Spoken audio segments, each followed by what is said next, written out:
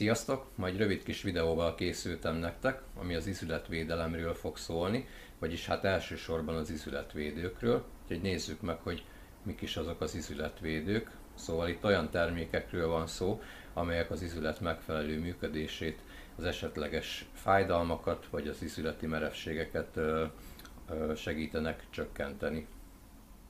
És ilyen termék az All Nutritionnek a Flex táplálékkiegészítője. Itt többen írtatok ezzel kapcsolatban, hogy mondjak már pár szót erről a termékről, úgyhogy ebben a kis videóban gondoltam, hogy megemlítem, hogy miket is tartalmaz, vagy éppen mire használjuk az ilyen táplálékkiegészítőket. Szóval olyan összetevők vannak benne, amik a porsztömeget alkotják, ilyen például a glukozamin szulfát, az MSM, illetve a hidrolizált kollagén, illetve ami még található benne, az bizonyos vitaminok, amik ezeknek a tápanyagoknak a felszívódását, vagy éppen a természetes termelődését elősegítik. Elsősorban megelőzésre használjuk az ilyen készítményeket, illetve az izületnek a megfelelő tápanyagellátása miatt szedjük. Különösen javasolt valamilyen sportvégzése esetén, vagy hogyha valaki nehéz fizikai munkát végez, illetve akkor is érdemes szedni, hogyha valakinek túlsúlya van, vagy már idősebb kora van az illetőnek. Tehát olyan esetekben szedjük, amikor az izület az valamilyen extra megterhelésnek van kitéve, vagy pedig a kor előre haladta miatt az izületben lévő porcok már el vannak egy picit vékonyodva.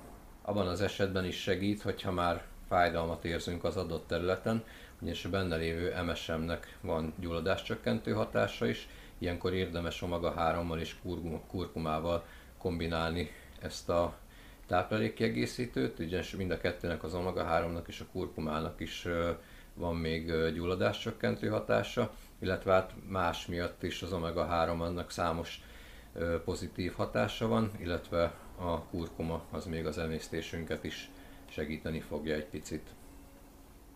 Azonban figyelembe kell venni, hogy a készítmény csak akkor működik hatásosan, hogyha a porcunknak a felülete az még nem sérült meg, csak annak az előszobájában jár. Ugyanis előfordulhat az, hogy tápanyaghiány következtében az egyébként kemény porc az egy picit lággyá válik, és nem úgy nyeli el az ütéseket, ahogy azt neki kellene, és akkor ezért szokott egyébként fájni. Viszont, hogyha már megjelennek rajta sérülések, kopások, bizonyos repedések, nem lesz elég egy ilyen készítmény, akkor mindenféleképpen orvosnak a segítségére lesz szükségünk ahhoz, hogy ez a problémánk megszűnjön.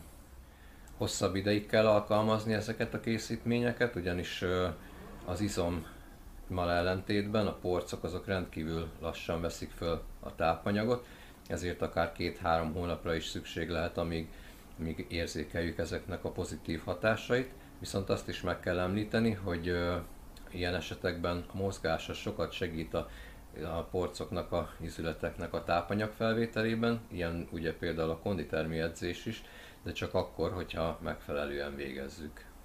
És a benne lévő kollagén egyébként nem csak az izületeknek, hanem az ínszalagoknak a megfelelő rugalmasságát is segít megőrizni, illetve még a hajunknak, a bőrünknek, körmünknek rugalmasságáért és az egészségért is felel a kollagén, úgyhogy ezért is érdemes még szedni ezt a készítményt.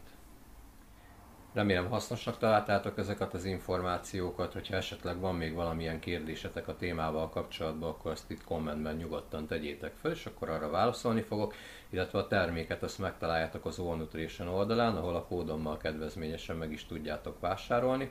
És hát mindenkinek sérülésmentes edzéseket kívánok, és figyeljetek oda, hogy nem csak az izmainkat, hanem az izületeinket is megfelelően táplálni kell. Sziasztok!